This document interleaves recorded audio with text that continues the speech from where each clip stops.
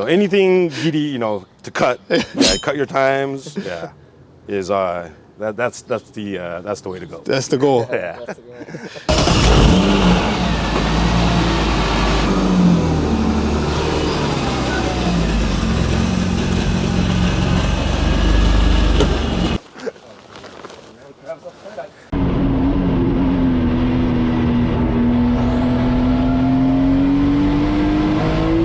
What's up, everybody? Welcome back to the Sub 2 Club channel. Today we're here with Tetsu Fukui. Is that right? Yeah, that's right. We're here to see his beautiful E36 that he's been tracking for a while. And we're gonna hear his story of how he got into track days and whatnot. So yes, let's begin with how you got into track cars. Track cars. Well, ever since I was little, I've been interested in just motorsports in general, like dirt bikes, like MotoGP, F1. Just been watching those ever since I was a kid. Moved to the States when I was 6, so pretty much grew up in the States. When I was young, I was riding dirt bikes for a while until I got my license at 16. Then from there, I've been just driving cars ever since then. What was your first car? My first ever car was an AV Integra. Okay. The one with the pop-up headlights. Oh, yeah. Yeah, and then I had that for a few months. Then, actually, my dad used to work for Honda. Oh, he was an engineer okay. for Honda, so that's the reason we're here in America. He was a transferee from Japan. I see. And they had a program that the kids or the family could lease cars from them. So that was my first car was an AV Integra, which had for a few months, but then they dropped that program for kids. So we had to buy a car, and my first real car was a '89 CRX. Okay. Yeah. So I've been having Hondas ever since ever since I got my license. I've been having Hondas. Got it. Were you into modifying Hondas then? Yeah, actually back in high school, that's when I had the CRX, and back then there was limited budget, and I had part-time jobs and whatnot. So, this is in the '80s. Wow. So, heavily modification wasn't too common. So I had springs, lowered wheels, exhaust. Wow, back then, huh? Yeah, and that's about it actually. And then just driving that car everywhere. Gas was cheap back then, so like $5 would last me a whole week. In the CRX we had good gas mileage. Right. So you started modifying in late '80s. Yes. Okay, and we're now in 2023, so you've seen quite a bit of the growing business, the growing market of tuning in general. So tell me a little bit about how it's different from back then to now. Well, back then, I don't think, there's no social media, so everything was word of mouth, or you have to look at magazines. There's no YouTube to look at. So it was just, a bunch of friends that got together. We were just driving, close by, there's PV, Palos Verdes, right. A lot of little twisty roads up there. So just trying to go up there and practice. I think there was a couple movies that we were watching a lot, and some Japanese, I forget the name of the movie, but then they showed heel towing. We're like, what's that? So we're trying that out. It's like, oh, that's what it's for, like to downshift before the turn and whatnot. But then there's little things like that. Best motoring videos were popular back in the 90s. So learned a lot from watching those kind of videos. And you watch it, then as soon as you watch it, you just go out and drive and try it. Were you ever into drag racing? No, not really. I work for ES Technical Road Sports. We've been around since '96. Oh, really? When drag racing was really hot. So most of our customers were in the drag racing, and that's when the club teams, I guess, there's a lot of teams back then that were going to street racing, battle of the imports, drag racing. I was never a part of that, I catered to those people at the shop, but then me personally, I wanted to go with track racing, to real tracks, the circuits, and just kind of the outlaw of them, I guess, I'll give them props, they're really fast. for me, I suck at drag racing. I don't know how to do the lights. Just more practice I probably need. But just always wanted to track the car, and then I think a friend introduced me to autocross, which was the stepping stone of motorsports, and got heavily into that. Competed in that for a while, then eventually went to track to finally stretch the car's legs. I see. Yeah, and that from then it's just been tracking ever since. Okay. At those times, what kind of car were you into? Well, I had my 94 Integra ever since it was new back in 94. I see. So that just went through a heavy developmental phase until the chassis cracked. And I had to actually change to this M3. Okay. So that's how you made the move from... Yeah. Okay. Yeah. Gotcha. Let's talk about, what's the formal name for the company? ES? ES Technical Road Sports. Technical Road Sports. Yeah. What exactly do you guys do over there? Well, I'm a technician over there. We went through a couple different phases of the shop. We had more employees. Right now it's just the owner and me. Small little shop in Torrance. We had a pretty decent sized place in Gardena, but we had to move from there because eminent domain, they had to tear the land down. So right now we're just in a kind of a small warehouse location doing basic maintenance, some performance, but the performance aspect is always there. So we kind of started off just performance, selling parts and working on the cars. But we noticed that a lot of people were kind of getting ripped off at regular mechanic stores. And the people with modified cars couldn't get their cars serviced at dealers. Yeah. So we naturally just, started maintaining those cars, and that's how we got into general maintenance also. I see. So if you're in Torrance area, and go say hello to Tetsu. Do you have a favorite track and why? I think favorite track for me would probably be Streets of Willow, since it was the first real track that I went to. Okay. Kind of like it just because it's more of a mountainous road. And it's close by. Yes. It's not too far. Easy to get to. Second would probably be Button Willow. Okay. Typical CW13. But California Speedway, I ran it during Time Attack back in 2010. I competed for actually a shop. Okay.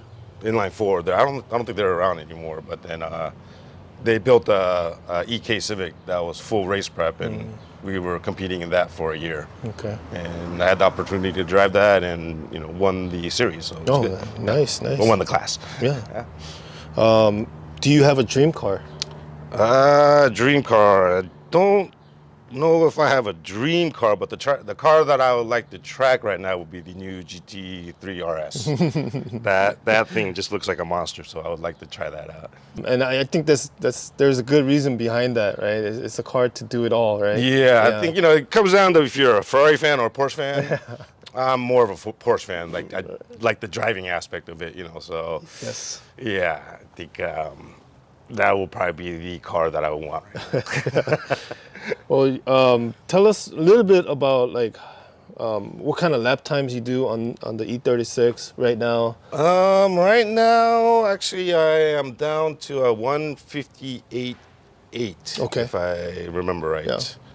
Yeah. And the car is still, I guess it's still a street spec. You can say it still has AC. Yeah, you can still drive it on the road. Yeah. It has a full carpet in the front. Right. The rear section's got it for the roll bar. There's radio, which doesn't work, but it still has it. And I figured that it's it's still, I guess for Beamer Challenge, it's still a B4 spec, which is kind of on the lower end, but then try to kind of stay within the rules for that. And it's pretty competitive. B4, I think I've competed in Beamer Challenge a couple times. I'm not like a full seasoned competitor in it. I'd like to go once in a while just to go see how I do against other competitors. And luckily enough, I won the last one I went to. Nice. And this was like a year or so ago, and got a couple second places. One time I think I came in last just because the car broke. So. All right. Looking back, do you think it was a good move going from DC2 to E36? Yeah, The E36 was a car that I've always wanted. When I started working for the shop, we used to work on a lot of these cars, and this was. I think these cars are one of the best platforms. I just wish I had a little more power. If you had the Euro S50 motor in it, then it would be like the perfect car. So people are slapping in the S54s, which it just wakens the car up. Yeah. Do you have any future plans? Right now, I'm just kind of driving the car the way it is. I mean, ever since I've got it, I've just been driving the car the way it is. I changed the suspension from what I got it. I have Bilstein double adjustables on it now, the Club Sport. It came with the TC Clan singles, which they did the job, but it was a little too soft. Okay. But other than that, just maintaining the car. I mean, whatever breaks on it, I change. Okay. Yeah, good. All right, Tetsu, what year is this car? This is a 98 E36 M3. 96. Okay. Oh, no, sorry, 98. 98. Yeah. Okay. And is this original paint? I think most of it is original paint. The car is, I got it salvaged. Oh. So it has been in an accident. Okay. Actually ended up being a good car. Yeah. The frame was straight. Just changed a couple things here and there, and it ended up being good. Yeah. So just ended up keeping it. Okay. Good. So I don't know if most of the car should be original paint. Okay. Except, the hood I changed. I think it might have been side swiped in the side at one point. I Because I see some Bondo repair marks. Okay. Yeah. So let's begin with the exterior and suspension. Exterior-wise, it's pretty much stock, right? Yeah, actually all stock except for the hood, which I found used on Facebook Marketplace a while ago. Okay. I shaved, about 30, 40 pounds off the stock hood, so that made a world of difference for understeer. Is this fiberglass, carbon fiber? Yes, it's fiberglass. Fiberglass, okay. Actually, that's the only weight reduction item on the car. Okay. Yeah, still have the sunroof, which I need to delete. Oh, yeah. Not sure if it works. What about the little? That I got I got the car the way it looks. Pretty much everything was on the car. Only thing I changed was the seats and the steering wheel. But I believe this is a UUC carbon spoiler. I guess they derived it from the Evo look, the E30 Evo look. Yeah. It looks nice. It's actually kind of a nice looking piece, so keep it on there. Okay. What about the suspension? What are you running? I'm running the Bilstein Club Sport. Okay. That one I got used from a guy also. Oh, can't see it, but I think it's running on 580-pound springs in the front and 800 in the back. okay. Yeah. Okay. With iBox sway bars. Okay. And the bushings are all stock, just refreshed. Did you have to go through sets of springs to figure out what you wanted, or? No, actually, the Bilstein comes with those springs. Actually, it's a good setup for what it is. Okay. Yeah, I never had to change it. I mean, if anything, maybe a little bit stiffer spring in the front, but the sway bar covers for it. Yeah, got it. And you have, looks like wheelwood? Yeah, I believe this came with the car also. Oh, really? Yeah. Okay. Actually, it used to be a yellow caliper. I changed it since it was getting old. But yeah, I think it's a UUC wheelwood kit. Oh. Using an E46 rotor. Okay. Yeah. Is that a 6-piston? No, it's Four. still a 4-piston. Okay. Yeah. And running the Project Mu H12 pads. H12, okay. Yeah. Cool. Little aggressive for street, but it does really well on the track. Okay. And the wheels are Apex? Yes, they're Apex ARC8. Yeah. Yeah, these are the cast ones, so they're the cheaper ones. The original ones? Yeah. And running RE71 RS? Yeah, I started running those this year. I used to run the Yokohama, the AO52s. Uh-huh. And that's where all my times came from. Still trying these out. Good tire, but they kind of fall off and become consistent at a second off your pace. Okay. Yeah.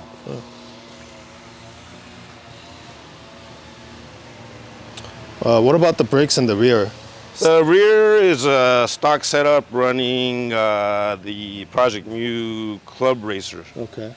I love the look. Yeah, you know, the E36 was known for that arrow shape, the wedge shape. Yeah. So I think that's what makes it. It's boxy, but it still has really decent aerodynamics. Yeah. Can we see the engine? Yeah.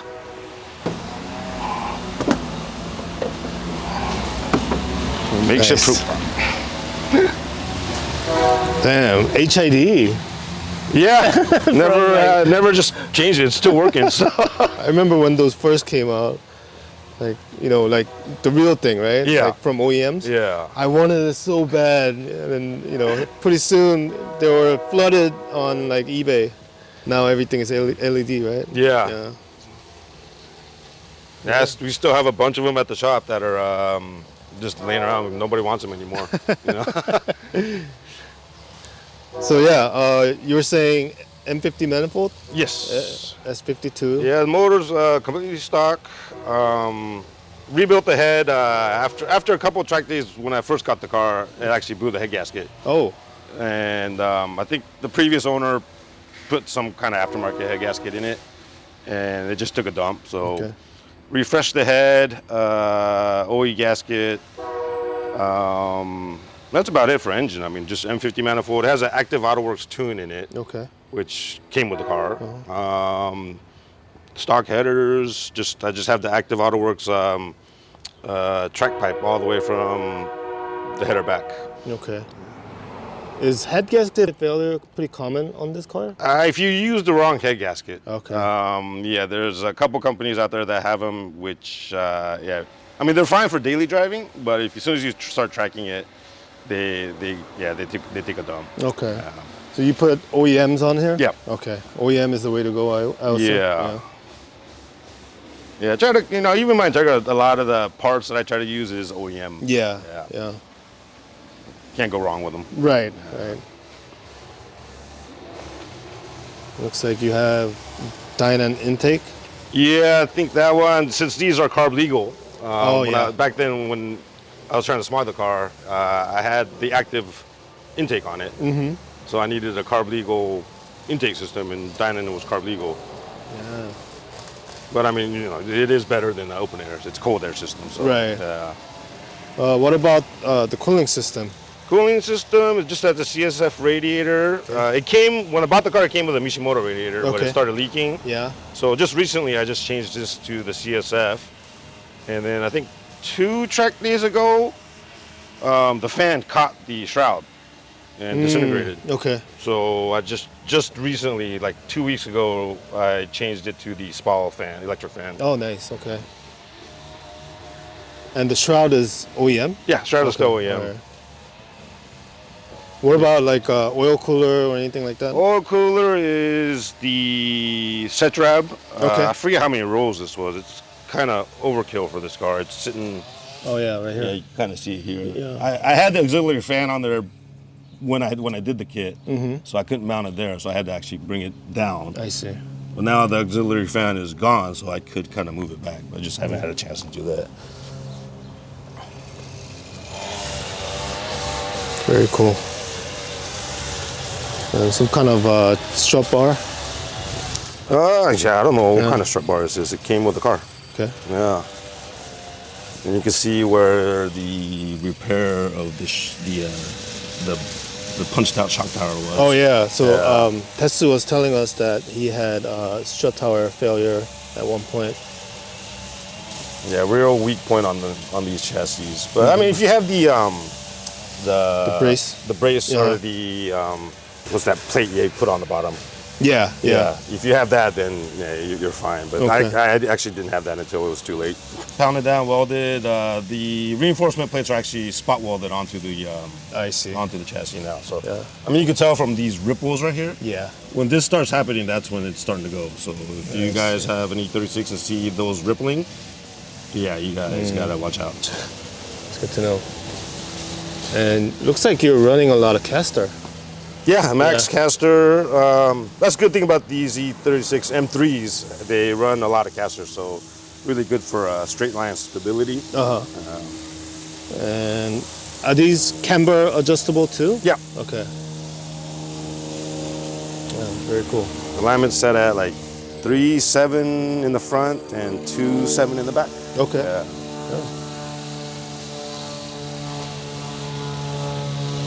All right.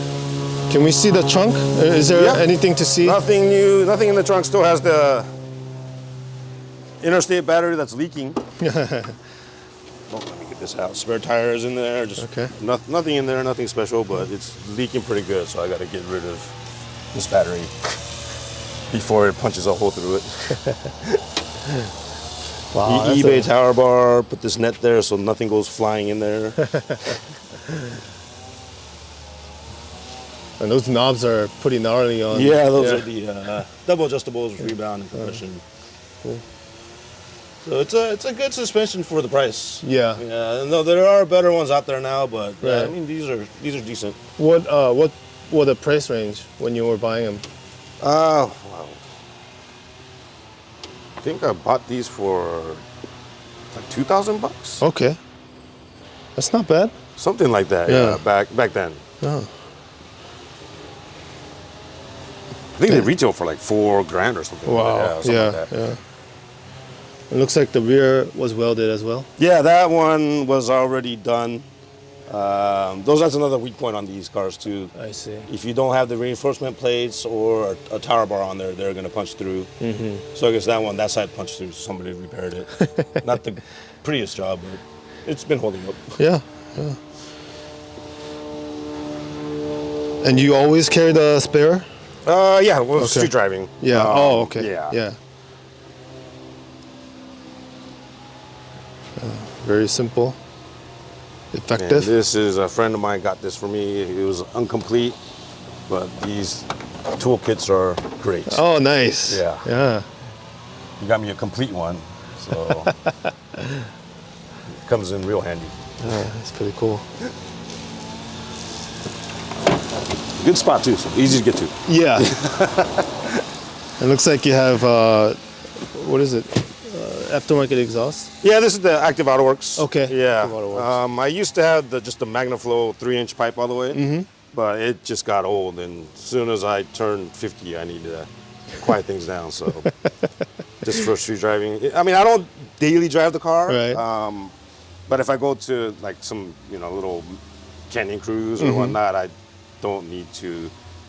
Yeah, it's so much nicer just being quiet. Yeah. Inside, AC sensor pedals. It had the shift knob and the e-brake handle, but that came off actually. E-brake handle? Yeah, they had a. Oh, yeah. Gotcha. And yeah, I just recently added the IRP chassis mount. Nice. Which was a world game changer on these two. Yeah. Yeah.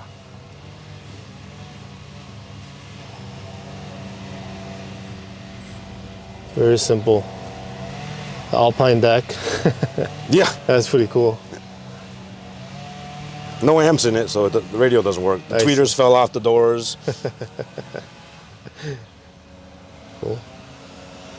Can I see the steering wheel? Oh, yeah. Let me put it on. It's nice Momo. Actually, yeah. This one. This is the old wrap fixture. Oh, you gotta hold it back. Yeah. Actually, that came off my Integra. Oh. Same with the steering wheel. That's cool. And what kind of roll bar is this? This is an auto power bolt-in roll bar. Auto power, okay. Wow, it fits pretty nicely. Yeah, actually, it came with the car too. Okay. Yeah.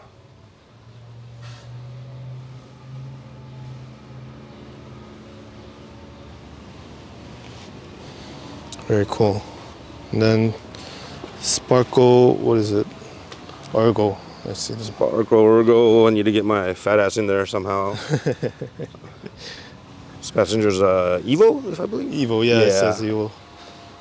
The car came with 2 Evos in it, but then I wanted the head protection. So, I see. Yeah, the halo.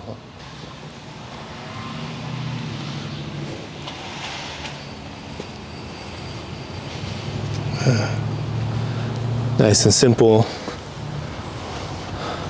that door fall off, or did you? It wasn't there when I got the car, so You're not gonna go out and buy one. no. Right? If anything, it's gonna come out. Eventually, I think I'm gonna be stripping this car down. Okay. I just haven't pulled the trigger on it if I want to do that or not. I'm surprised you haven't already, because how long have you owned this car now? It's been 8 years now. 8 years. Okay. Yeah. So you pretty much had it like this for 8 years. Yeah. Okay. Yeah. So a lot of sit time and just figuring out the car and. Yeah, just Yeah. suspension setups, just driving, getting out there. I mean, times are getting better just because the tires are getting better. Right. Yeah, just getting seat time up. Yeah. And lately, I've been just, I haven't really been gunning for time. Mm-hmm. I just like going out there and just driving. Yeah. So how much time do you think you reduce just from tires? I mean, each new tire that comes out, it's a matter of personal preference too, what you like and what you don't. But if it's something that you like, I would say anywhere from, I don't know, a half second to a second. Yeah, and then the original tires that I used to use on this car was the Dunlop, what was it? SP? Yeah, the Durezas. Oh yeah, Dressas. Yeah. And then when I switched to RE71s, that made a world of difference. Maybe about a second. Then the AO52s, another half second or a second. And then these I'm still trying out, but it seems a little quicker, but they do fall off a lot sooner. So yeah, I think it's still a good tire. Yeah. Too much of a fan of going full out arrows. Right. So, right. And then if I'm still going to be street driving the car, I would like to have the carpet in there. Yeah. The AC, radio, which doesn't work, but just my concept of a street car is still having carpet. Right. In the front, actually. Right. Wherever you can see, The rear doesn't matter, just, The front. Yeah. It's more convenient. That's more comfort. Yeah. Yeah. And that's actually the global time attack rule, to have the front carpet and working radio, or at least that turns on. So this would be a perfect, street class. But nowadays, cars, the turbo cars are just so way freaking too fast now. right? So somehow I need to add power to this, but just driving. Yeah. We'll see. Just keep driving it. See if it blows up. Yeah. If it blows up, then think about what to do. Oh, you don't have it locked? It's been sitting ever since I got this car. So 9 years. Okay. Now. It's been sitting here for 3. Sitting at my old, the old shop location. Yeah, forever. But then, much smaller shop now, so I couldn't keep it there. Yeah. That's the Apex VTEC control, isn't it? The what? The one on the right, on the glove box? Yeah. Yeah. That used to be like the hottest thing in the 90s. Yeah, this engine, actually, it is a fully built motor, but it's not really a high horsepower. Built for mid-end, actually. Okay. Try to have the flattest torque possible. Yeah. Mr. Oshimo from Zero Factory, some people might know him. He's a motorcycle tuner, famous motorcycle tuner in Japan that had a little shop over here. And he was just fascinated with VTEC motors. So I hit him up and had him build me this motor. Wow. It ended up being like, horsepower-wise, it's only a tad over 200 at the crank, but it's just a flat torque and the ease of drivability. It was great. So that's interesting, because a good person built the engine, so it's not the engine that failed, but the chassis failed. Yeah. On this car. I haven't opened this for. All still there. Yeah. Yeah. Oh man, this is nasty. It's been sitting for a while. What the hell is this doing in here?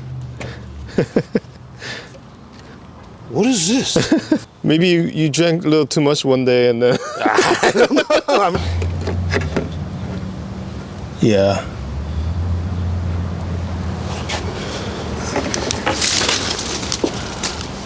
And yeah, you can see it pretty good here. I mean, you can see the engine bay from the... The motor's great. Yeah. It still ran. I mean, the motor already has almost 100,000 miles to it. Wow. And ever since it was built, I used this for, you know, autocross once a month, a lot of canyon driving, and a lot of track days. It just kept going.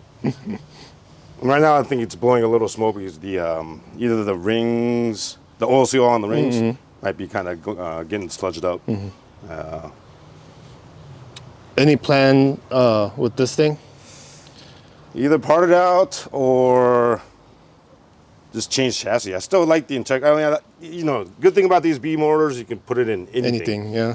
But I still like the wheelbase of the Integra. Right. So maybe even look for another Integra. One of these days, if I get bored, we'll see what happens. But just I need the space to tear everything apart. Right. Right. Yeah. Right. What kind of transmission did you have? It's Type R. Type R. Type R transmission, custom OS diff. Yeah.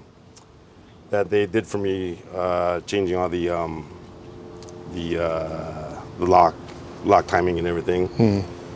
Motor is b18c5 Type R motor. Got it brand new. Okay.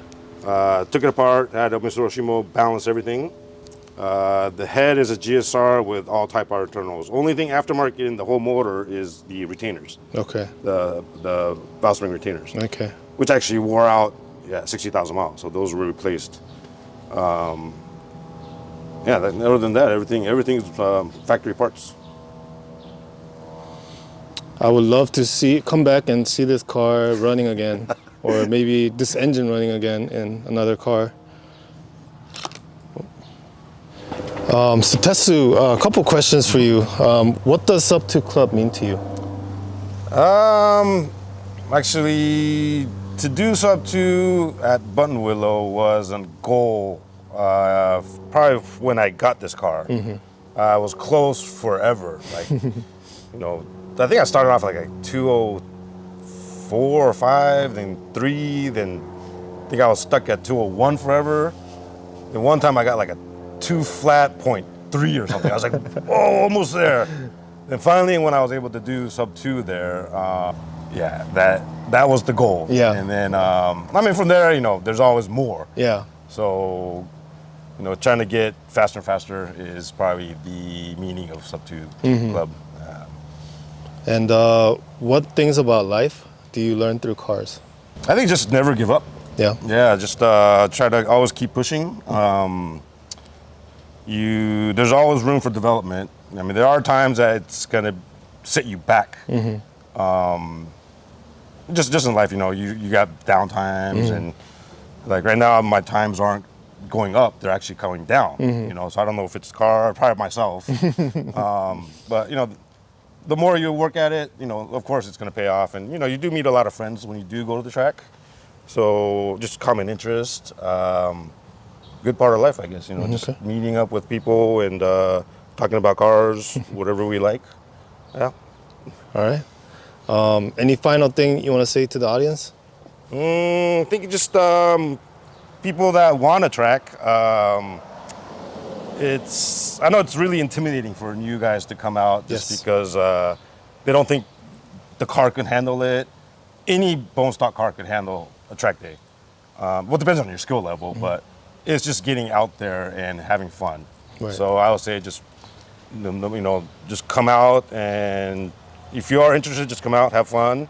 And there's always like-minded people at any track. So, and most of the people are friendly, even the experienced drivers. So if you have any questions, you could always ask them.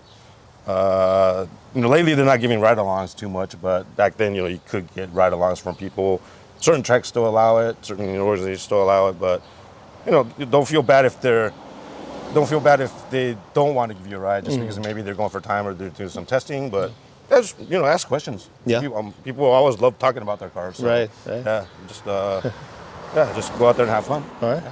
Well, thank you so much for joining me today, and we'll see you guys on the next one. Thank you.